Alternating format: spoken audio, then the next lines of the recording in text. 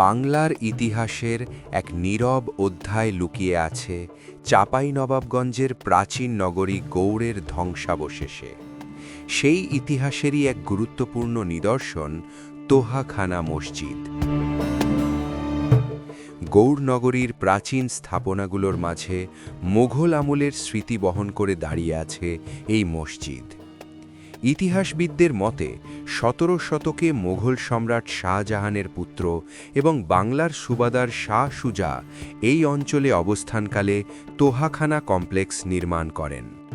তোহাখানা শব্দটি এসেছে পারসিক ভাষা থেকে, যার অর্থ শীতল বা ভূগর্ভস্থ কক্ষ। মোঘল আমলে গরম আবহাওয়ায় আরামদায়ক থাকার জন্য এ ধরনের স্থাপত্য ব্যবহার করা হতো।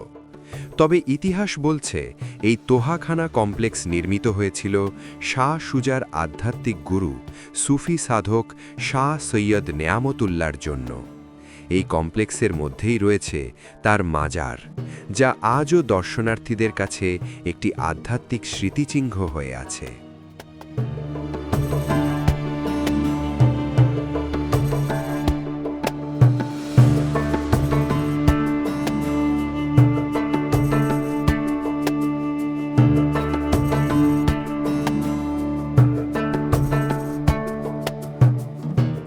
মসজিদটির স্থাপত্যে দেখা যায় মোঘল ও সুলতানি বাংলার মিশ্র প্রভাব।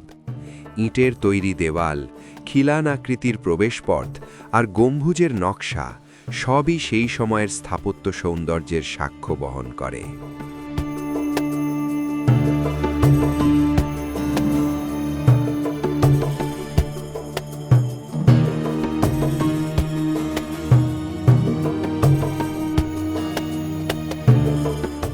গৌড় অঞ্চলের ছোট সোনা মসজিদ এবং দারাসবাড়ি মসজিদের মতো অন্যান্য ঐতিহাসিক স্থাপনার সঙ্গে মিলিয়ে তোহাখানা মসজিদ আমাদের মনে করিয়ে দেয় বাংলার এই অঞ্চল একসময় ছিল সমৃদ্ধ সভ্যতা, সংস্কৃতি এবং ইসলামী স্থাপত্যের এক গুরুত্বপূর্ণ কেন্দ্র।